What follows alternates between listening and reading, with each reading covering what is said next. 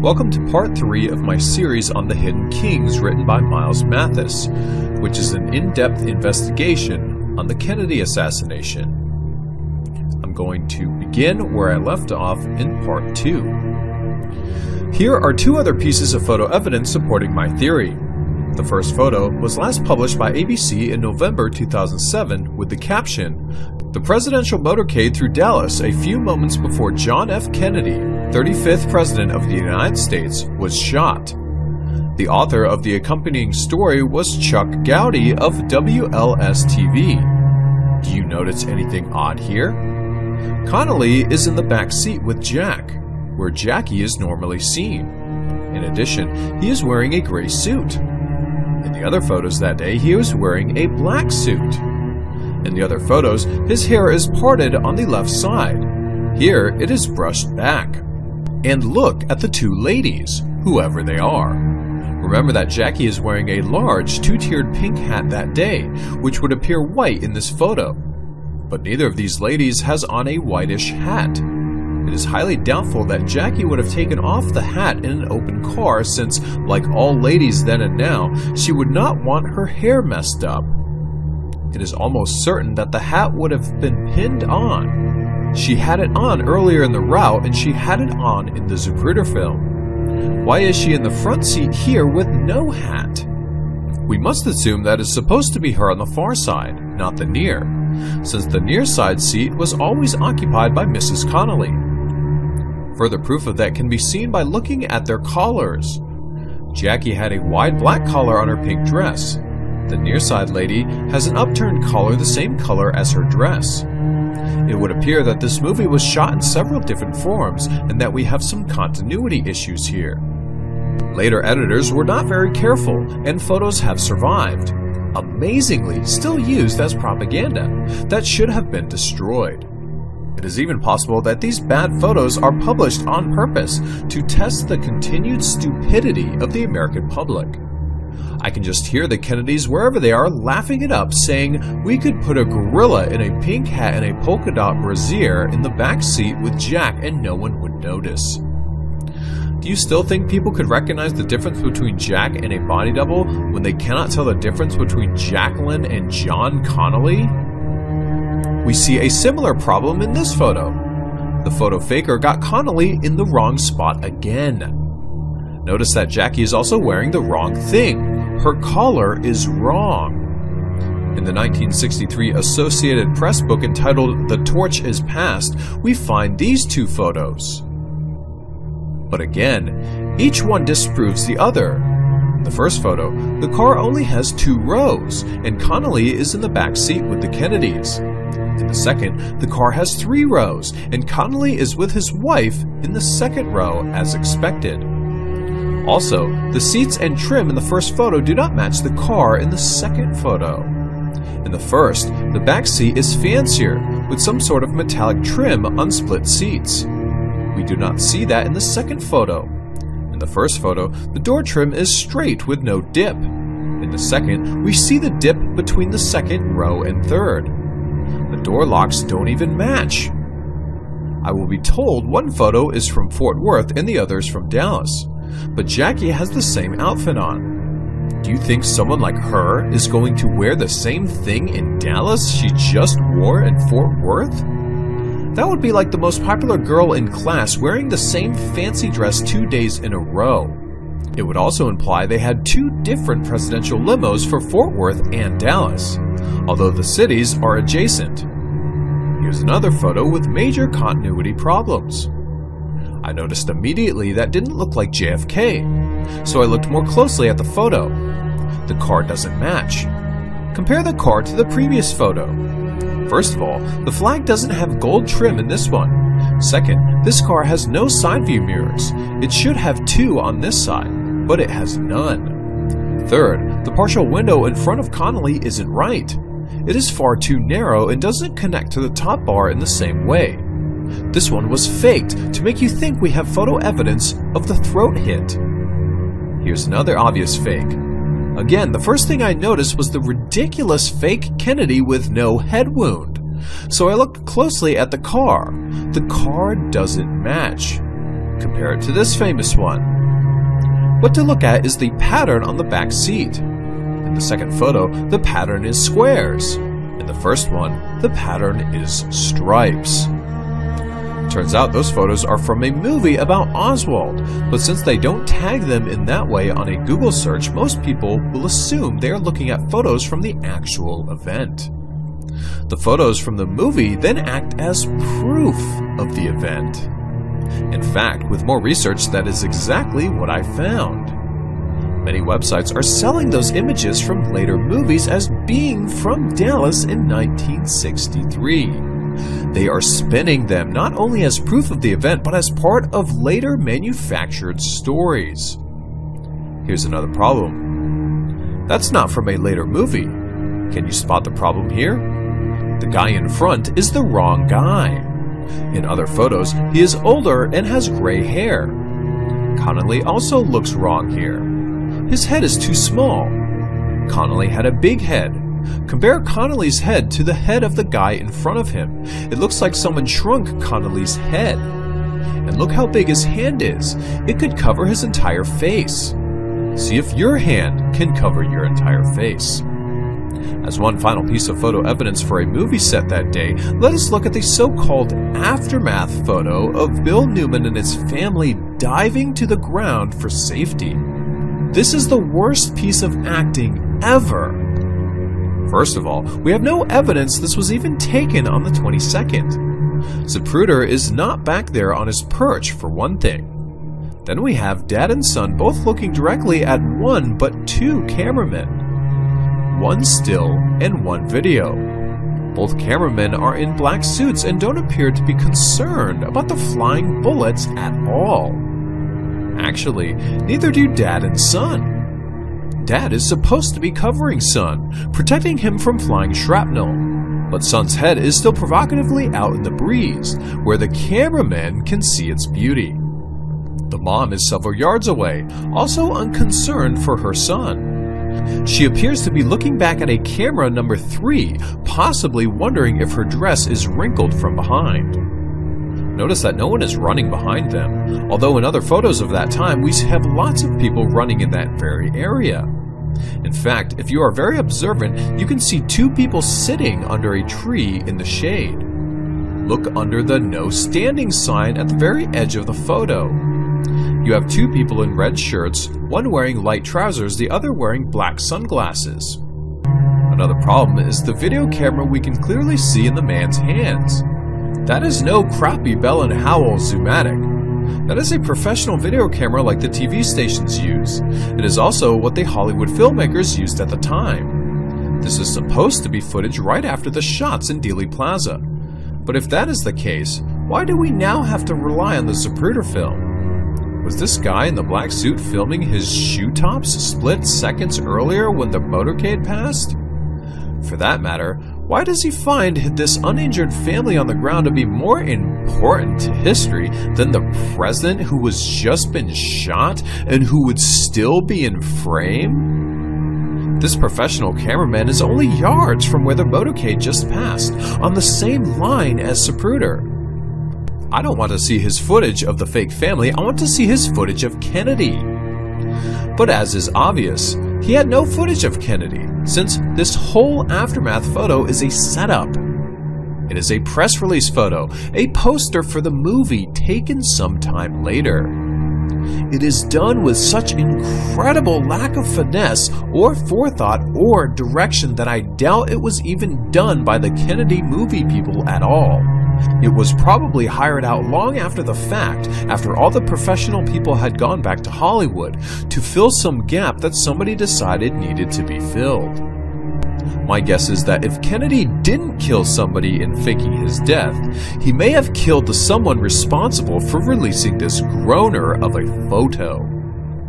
Finally, given what I have shown you, we can now identify Umbrella Man. Umbrella Man is a mysterious man on the curbside that day, said to be one of two unidentified people. Kept his umbrella open during the event, though it was not raining and there was no threat of rain. Just before the shots were allegedly fired, he spun the umbrella once in the clockwise direction. After the cars had passed, he sat leisurely on the curb for a few minutes, then wandered over and went into the book depository building. This one is now so easy to figure out. Notice that he also has an assistant. The guy right in front of him is holding his hand up. They sit next to each other after the cars have passed. Umbrella Man is the director and the other guy is the assistant director. The assistant director is holding his hand up, which means and. The spinning umbrella means action. Together, we get and action. Do you really think it was a coincidence the umbrella spun once in a roll-up motion just a second before the action?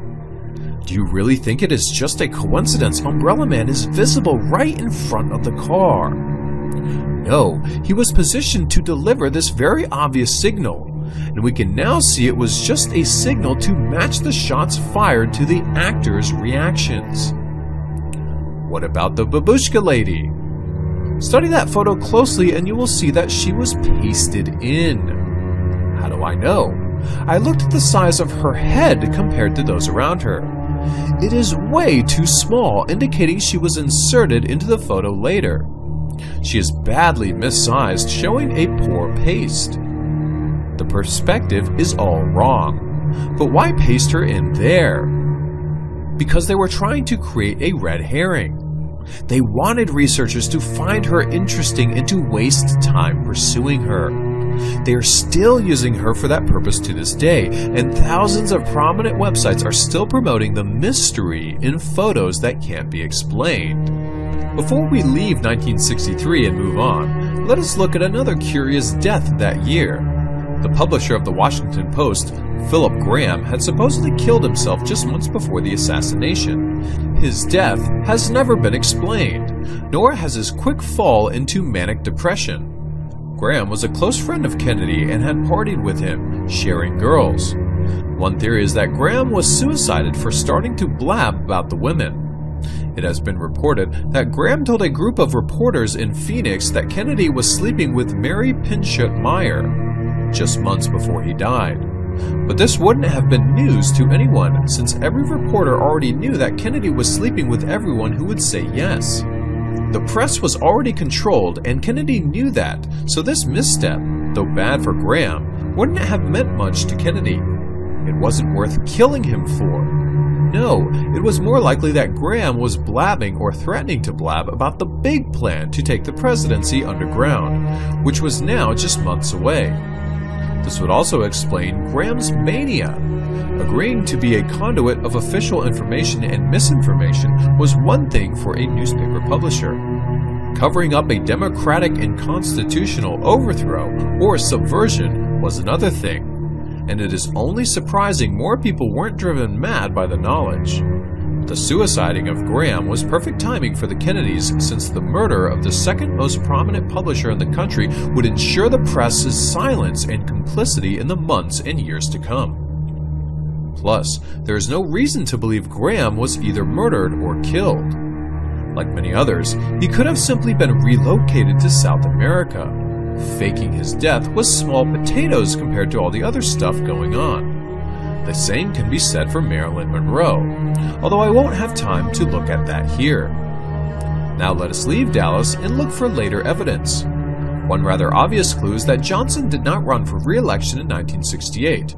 We are told he was shagged out from dealing with the press about the Vietnam War. That is what it is to be president. Johnson had been dealing with that his whole life.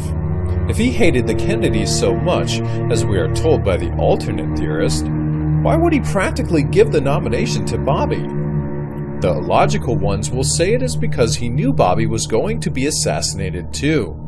But that would imply that he was giving the presidency to Nixon. Also unlikely, I hope you admit.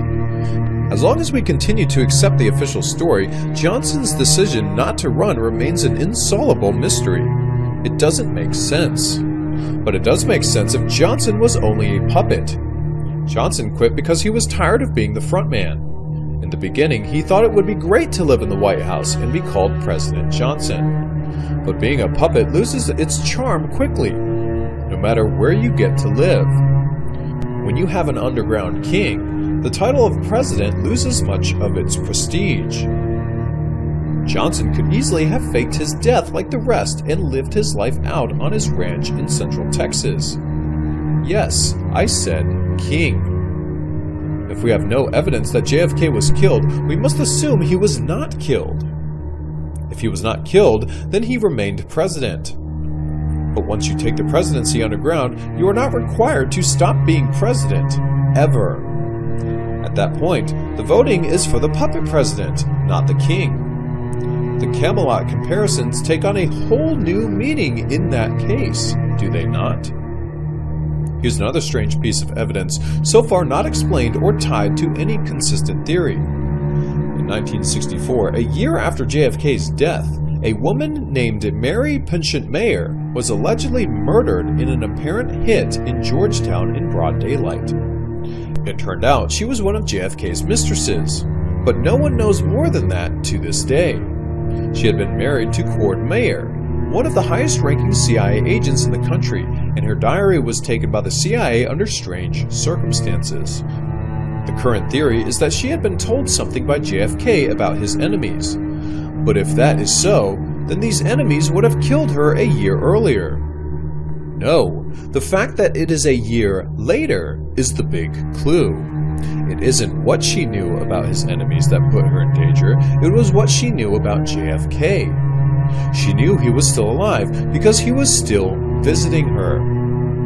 That put her in danger in two ways. One, if JFK were sneaking out of his place of retreat in order to visit old girlfriends, that would put the entire underground government in danger. Jack's allies and backers couldn't have that.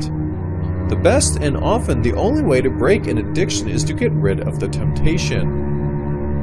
Mary was now 44, which is a difficult age for a beautiful woman.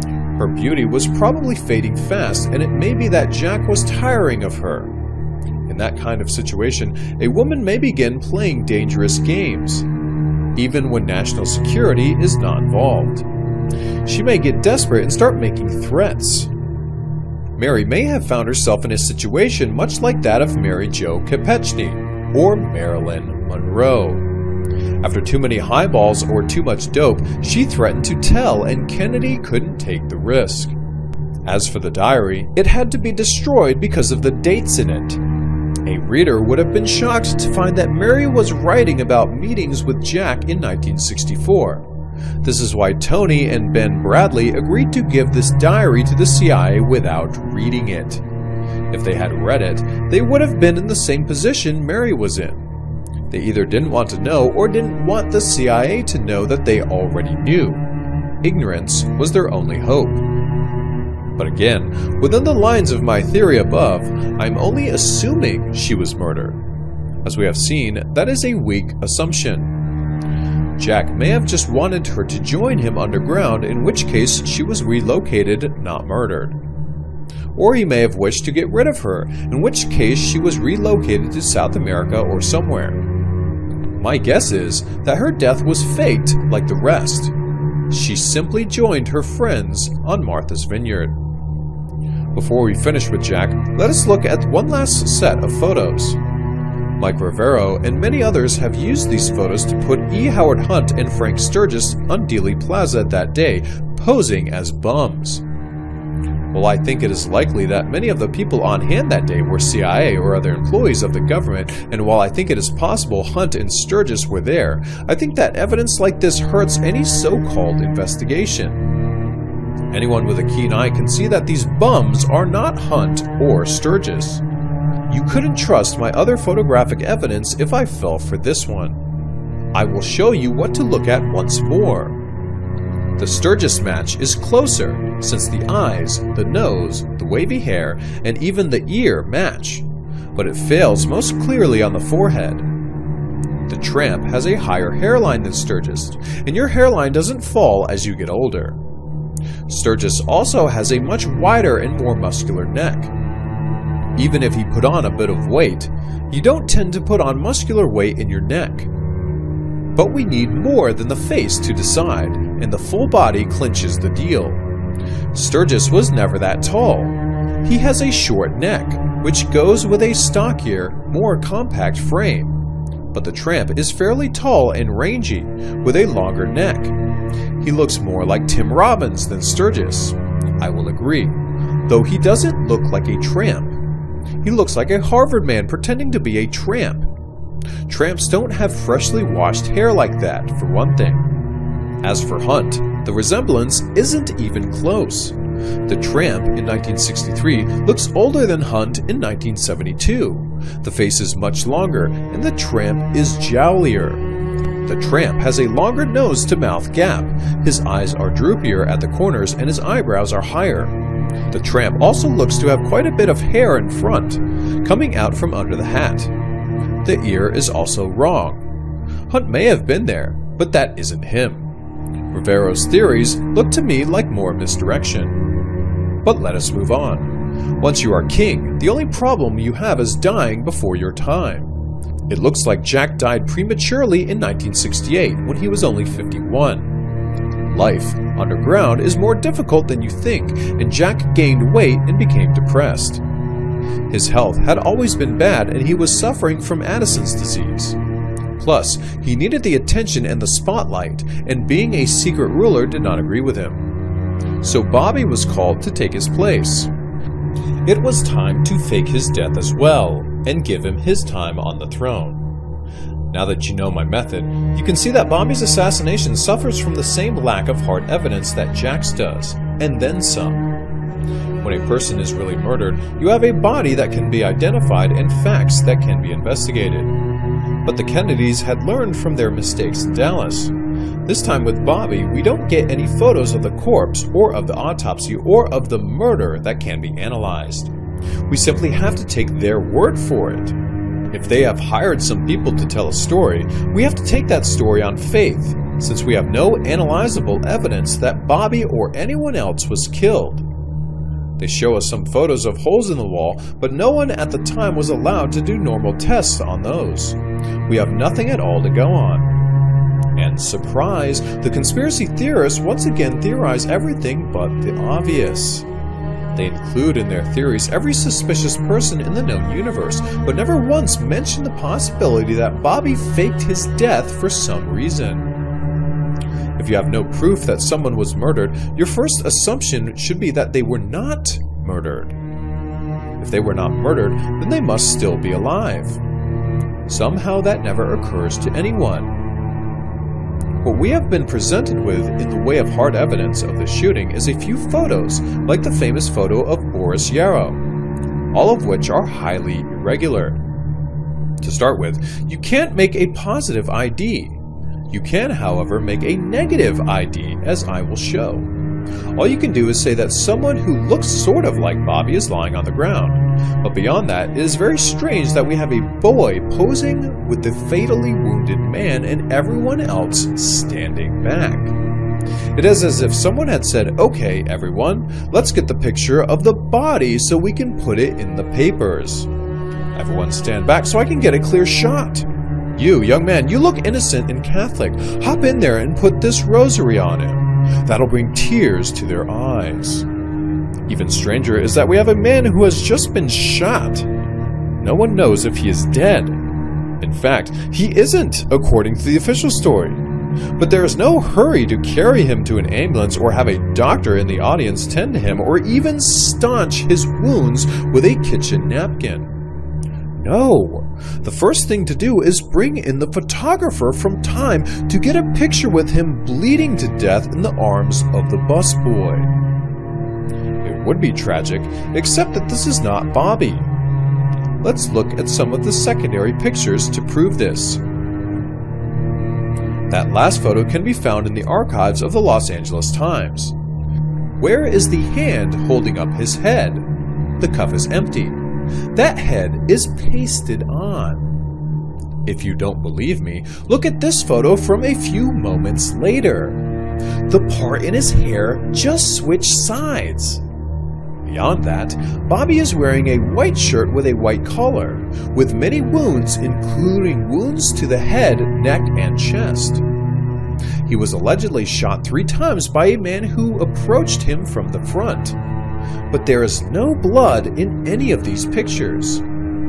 You can see for yourself that the busboy has tied a dark cloth around Bobby's neck, just above his tie and collar.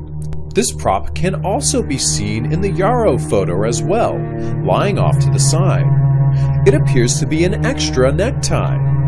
Perhaps someone took off their tie to use as a tourniquet or a wound dressing. This is supported by the shiny spot on the tie in this picture, which is probably a tie clip or ornament. Miraculously, no blood has stained Bobby's collar, just below the wound, and the collar and shirt front are still pristine minutes later in the other pictures where the collar is open. What kind of neck wound from a bullet does not bleed? Maybe Bobby is saying to the busboy, "Forget the stupid cloth around my neck, a neck wound is not part of the scene here. That was my brother." As for the chest wound, it is possible we see a small spot of blood below his third finger, and in between the third and fourth fingers. Some have said he is hiding most of the blood with his hand. They have said that in the photo with his shirt open, we see the wound clearly between his hands and above the rosary.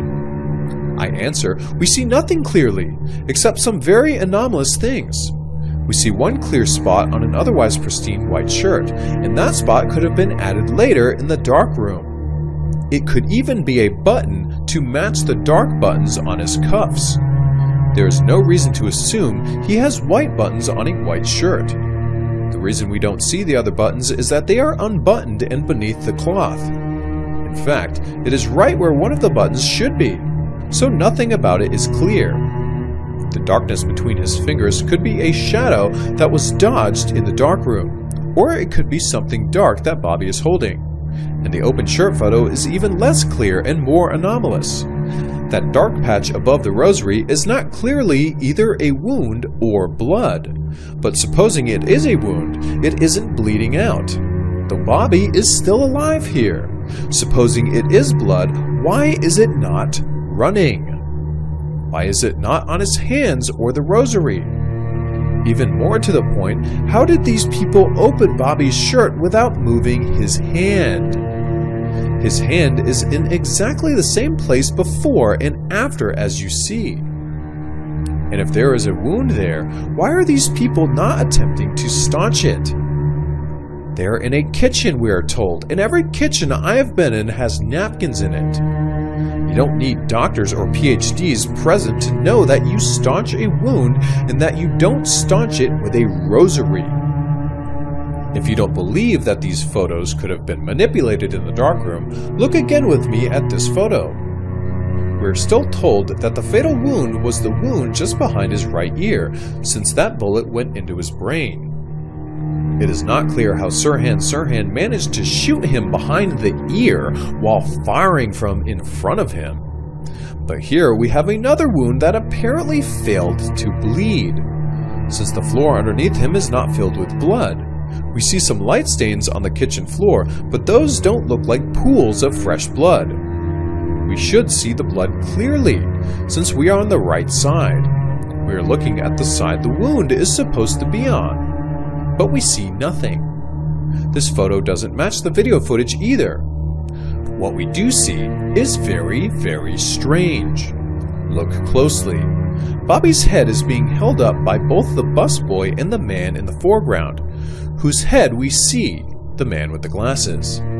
But the man with the glasses has had his left hand removed in the darkroom. We see the cuff of his sleeve, but no hand is coming out of it. He is holding up Bobby's head with a ghost hand. That whole area of the photo between the shoe and Bobby's head has been retouched. We have not only lost a hand, we have lost the real edge of Bobby's head and of his coat. None of that looks convincing. The retouchers have pretty much removed his right ear, but that was excessive. The current story does not tell us that Bobby had his right ear shot off. We would remember something like that as we remember the Van Gogh story. Compare his ear here to his ears in the other photos. Bobby has ears that are prominent, they stick out. Look at the last photo especially. The left ear is sticking way out beyond his hair. What is more, we can see part of his right ear in this photo. That bit of white beyond his face is his ear. Did he regrow that right ear while they were unbuttoning his shirt?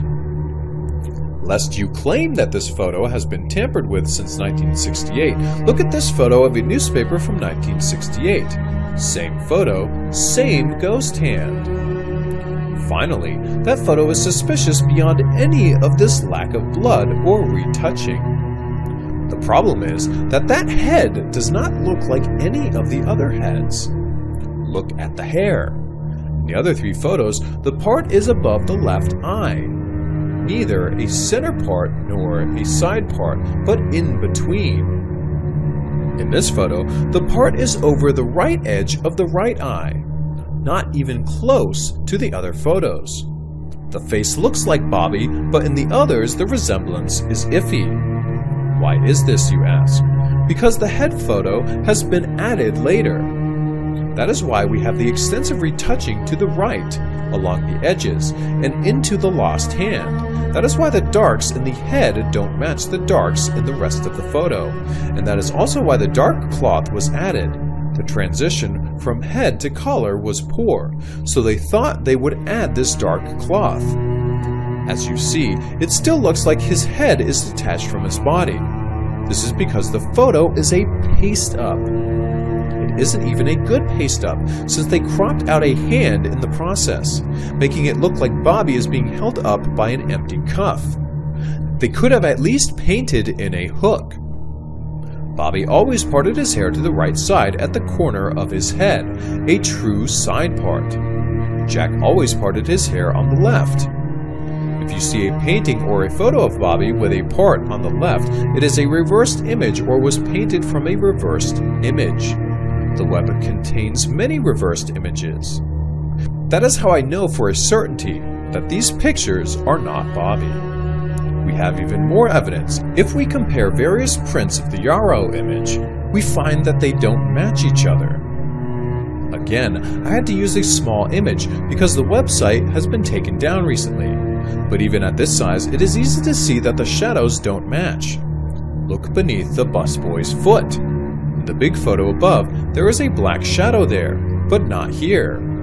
Or, we can look at a further photo said to be from the same moments. The problem there is that the photographer would have had to be standing inside a wall, unless they moved Bobby. Look at the first large photo by Yarrow. Bobby is lying right next to a wall. His hand is about 6 inches from the baseboard. So where is this last picture taken from? Not only is the photographer too far right, there is someone to his right. See the hand? That guy has to be standing to the right of the photographer, or he would be in frame. Is that guy another ghost guy who can stand inside a wall? And still more problems. These two photos don't match. Again, the parts in the hair don't match at all. Of course, we have video of Bobby speaking just moments earlier. Why hasn't anyone compared the photos? Not even close. Again, just study the part in the hair. And here, they get way too cute. Putting a campaign hat in the pool of fake blood. Really? No one thought that was just a tad overdramatic. This photo is also a terrible fake. I've never seen a more obvious paste-up. Just look at the various heads in the background. It is like some school kid cut these heads out of the paper and pasted them in willy-nilly, with no concern with whether the heads were the right size. There is absolutely no depth of field there, no consistent perspective, no sensible shadows, and all the lines between heads are false. The worst is the line between the guy in the bow tie and the guy behind him, an absolute disaster. These aren't real people standing in front of one another. They are photos pasted together. Some will say, yes, these photos are fishy. But we have moving footage just after the shots as well, and audio and many eyewitnesses. Senator Kennedy has been shot. Is that possible? Is that possible? It could. Is it possible, ladies and gentlemen? It is possible. He has not only Senator Kennedy. Oh my God! Senator Kennedy has been shot. And another man, a Kennedy campaign manager, and possibly shot in the head. I am right here. Rayford Johnson has a hold of a man who apparently has fired the shot. That's it, Rayford. Get it. Get the gun, Rayford. Okay, now hold on to the guy. Hold on to him. Hold on to him, ladies and gentlemen. Hold him. Hold him. We don't want another Oswald. Hold him, Rayford. We don't want another Oswald. Hold him, Rayford. Keep people away from him. Keep people away from him. All right, ladies and gentlemen. Are you claiming all this was faked? Yes, clearly I am. This was another Hollywood production by the masters of manipulation. It was all staged. Joseph Kennedy owned RKO Studios for many years, and the Kennedys knew how to make movies. Don't you find it suspicious that there would be stage lights and movie cameras positioned in a hotel kitchen? Don't you find it suspicious that the moving film shows chaos with people filling the kitchen while Yarrow's photograph shows dead calm and a single busboy at his side? As with JFK, we have several takes mixed together. Previous footage and retouched photos are being used as well as footage from the stage play. And this main stage play was so well staged that it fooled most of those present, those kept out of the center. John Pilger, for example, still believes RFK was killed, although he was there. He believes that there were other shooters than Sirhan, but other than that he was fooled. He heard a lot of shots, saw scuffles, and witnessed pandemonium. Who could tell the difference between blanks being fired and a real .22 being fired in an echoing kitchen? No one. That is why they used a .22. If Pilger had happened to be a gun expert, for instance, he might have been able to tell the difference between a blank and a large caliber handgun, but not a .22. None but those at the very center could have known it was staged, and those at the very center were actors. They were in on it. So all the eyewitness testimony is meaningless. Only those near the center could give reliable testimony, and they were all paid to lie. This scene could have been staged with only about 20 people in the know, enough to act out the major parts and surround the action, keeping outsiders at a safe distance. Sirhan, the ultimate patsy, had been hired to act in this movie, and he was trapped when it was sold as real. Once the trap sprung on him, there was no escaping. He, with his lawyers, wasn't even allowed to plea as he wished. He was railroaded from start to finish. Either that, or he is another actor, just pretending to be in jail. You may find that idea even stranger than everything else here, but it is actually the most likely. If they can fake all these deaths, don't you think they can fake someone being in jail? See my paper on Charles Manson, where I prove they have done just that. Apparently, there were other pictures taken by people not paid off by the Kennedys, but these photos have mysteriously vanished, of course. We must assume it is because they got too close and we could see that the man was not Bobby, or that it was Bobby, but he was clearly faking a death scene or whatever. As reported by the Los Angeles Times in 1996, a young man named Jamie Scott Enyart snapped off several rolls of film in the kitchen, but his photos were stolen by the city attorney in 1968. In 1995, his negatives were found in the California State Archives, and a courier was sent to Enyart to return them to him. Surprise, the courier was robbed under mysterious circumstances, and the negatives are gone again. In 1978, 10 years later, we get, courtesy of Dr. Humes and Ida Docks, drawings of the RFK autopsy photos and x-rays. Drawings? You can't make an ID from either of these things, so we just have the continuation of a joke. Once again, we have to take their word for it, which is not proof by any standard. We have nothing but more very suspicious testimony from very unreliable sources. If the autopsy photos are of Bobby, why not show them? They showed us JFK's, so why not RFK's?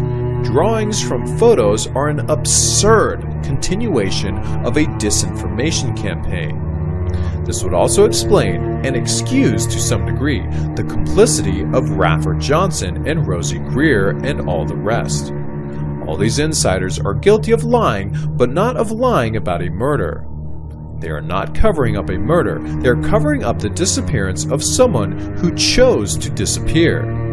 A much smaller crime, if a crime at all.